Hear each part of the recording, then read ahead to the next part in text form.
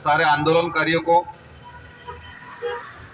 ये हमारे आज एएनएम और एलएसवी जो अपनी समस्याओं को लेके आंदोलनरत थे और आंदोलनकारी मंच नहीं बनाते, आंदोलनकारी माला नहीं पहनाते। अब पिछली बार आया था मैं और अभी भी एक बार तो हुआ, लेकिन आपने मेहनत करके ये टेबल लगवाए, चेयर लगवाई, इसलिए हम ना नहीं कह पाए। तो आंदोलन जो करते हैं, जो समस्याओं को लेके जो मांग करते हैं, वहां पर मंच नहीं बनाते।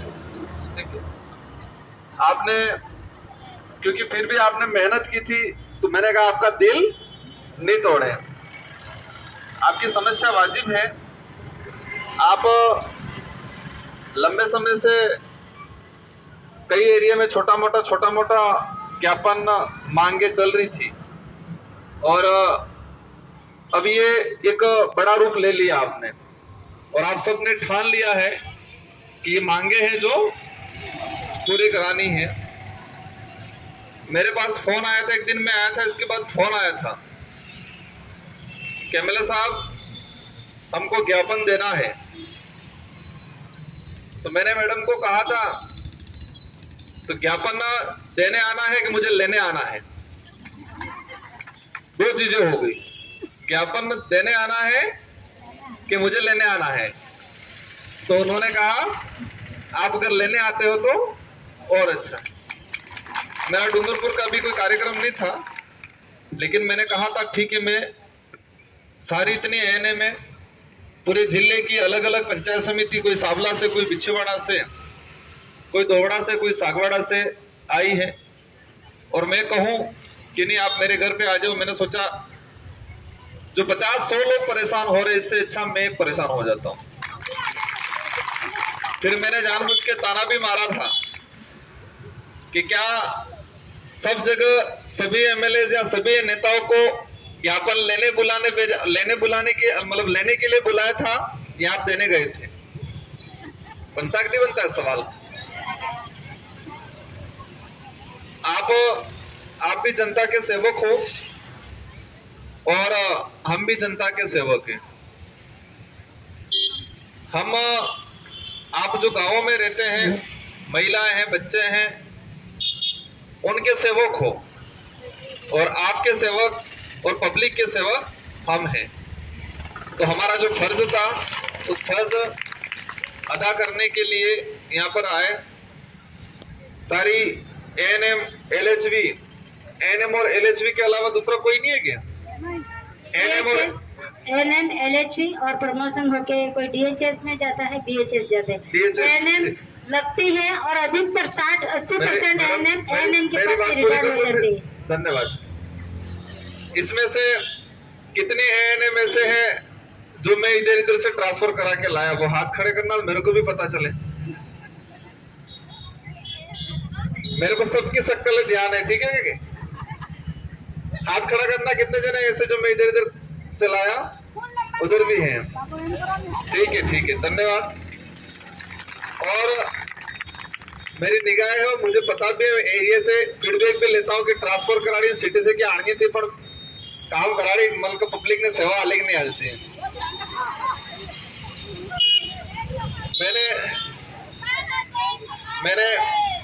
मैंने कोशिश की थी, जनता ने मुझे चुना और मेरे पास जो आया उसको मेरी ओर से पूरी मदद की, निःशुल्क मदद की। हो सकता है वैसे कोने का कि गड़बड़ करना चाहिए, अलग बात है, लेकिन मेरी ओर से पूरी निःशुल्क मदद की। तो ये अभी मैडम ने मुझे रिक्त पदों की सूचना दी कि इतने रिक्त पद हैं और हमारे कई एएनएमओ के पेमेंट नहीं बन रहा है। ये शायद समस्या है ये चीजें, लेकिन हमारे 84 में तो एक भी रिक्त छोड़ा नहीं है हमने। उसका देख लेते हैं, दिखवा देते हैं। आप लोगों ने मेरे को समय पे संपर्क नहीं किया होगा। जहां पर रिक्त है और जिसको लगता है, हमारी आदत है सीधा बोल ले, बहुत सीधे। मेरे लिए इतना कोई झुकता है तो मैं ज्यादा झुक जाऊंगा, और कोई ज्यादा चढ़ता है तो हम ज्यादा चढ़ जाते हैं। जैसा कहा तैसा। जो मेरे पास आया है, जो मुझे लगा है, मैंने दिल से मदद की है। किसी एक सिंगल ट्रांसफर के लिए मुझे जयपुर जाना पड़ा, 20-25 हजार रुपये खुद का खर्चा करना पड़ा, किया है। और कोने के मदार लागे तो सरावा दी दुए, मेरी जगह आप होते तो भी वही करते। तो आपकी जो समस्या है ये पूरे राजस्थान की एनोमी की समस्या है। और आना अपने भारत देश जी है, आना देश ने होकर लोकतांत्रिक देश होगा, अपने लोकतांत्रिक देश के बारे में कौन ताली बजाड़ेगा नहीं, ठीक है। ये लोकतांत्रिक देश है, और लोकतंत्र में ये कि जनता की आवाज, मतलब किसका राज है? जनता का। तो सारी जनता तो विधानसभा और लोकसभा में जाती नहीं है, एमएलए एमपी जाते हो, वो वोट आप देते हो। तो आपको जो वोट देते हो, एक विधानसभा में 2.5 लाख जनता है, तो 2.5 लाख जनता विधानसभा में नहीं जाती है। 2.5 लाख जनता किसी एक को चुनती है, और एक जना विधानसभा में जाता है। और चुनना इसलिए पड़ रहा है कि इस क्षेत्र की समस्या, इस पब्लिक की समस्या अपनी बात वहां रखे और उसका समाधान कराए, इसलिए चुनना पड़ता है। मैंने कहा था ताली कोई बजाएगा नहीं। आप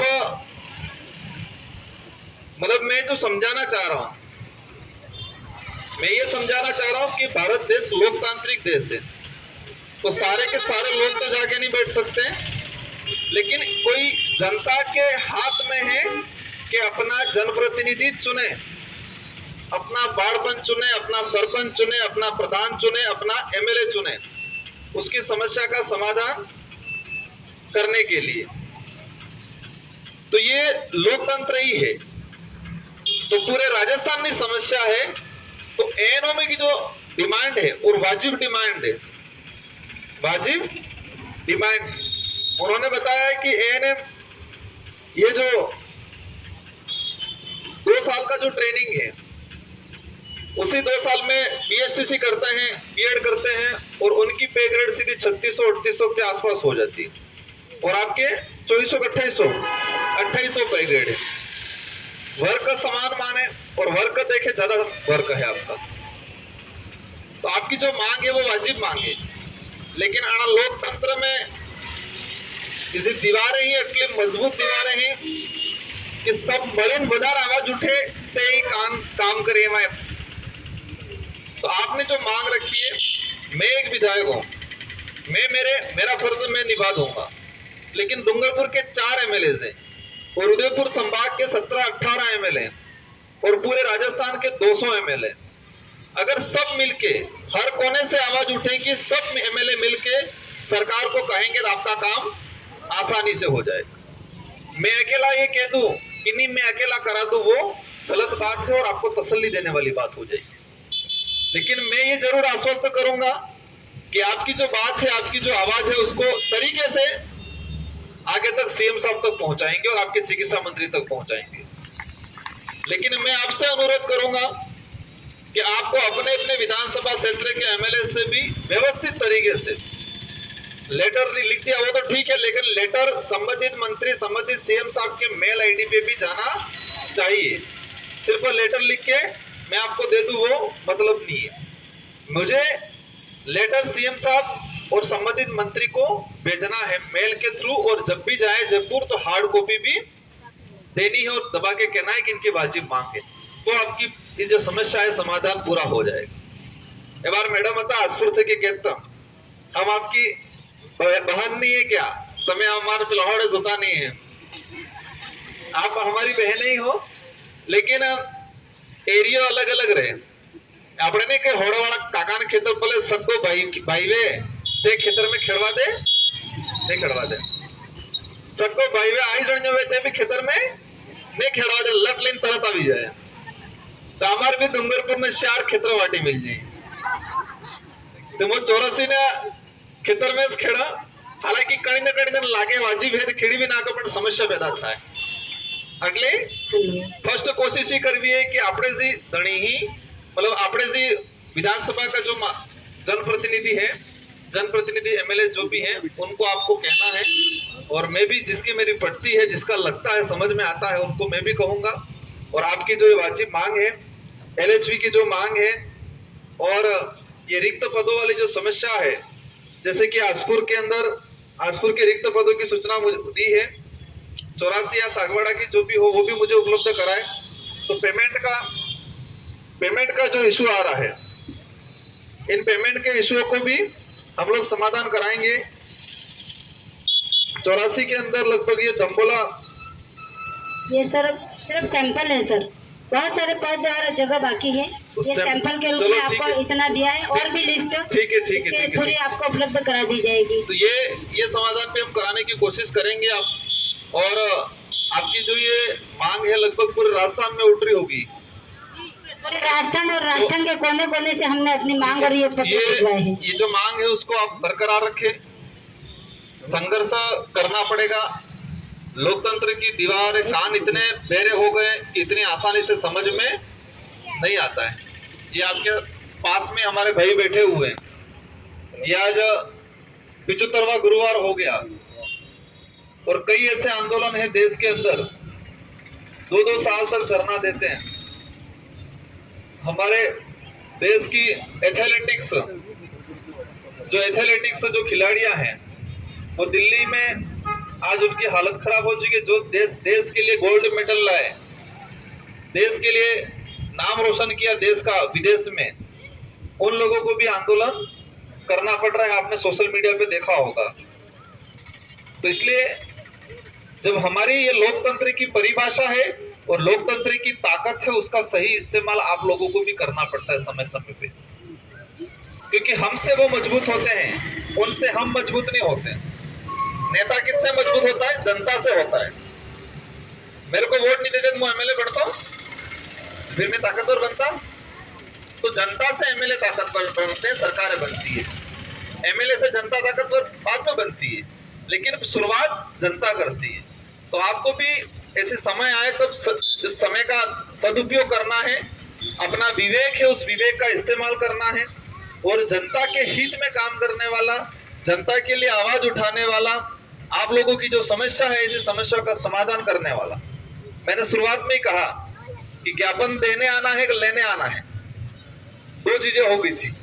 मैंने जानबूझ के पूछा कि ज्ञापन ना देने आ रहे हो कि लेने आना है मुझे। अगर मेरी जगह कोई और होता तो कह जाता 2-4 जने आओ ज्ञापन दे जाओ। और मैं कोशिश करूंगा अगर आप में ताकत है सभी को यहाँ बुलाओ। मैं तो आ गया, सही बात है क्या?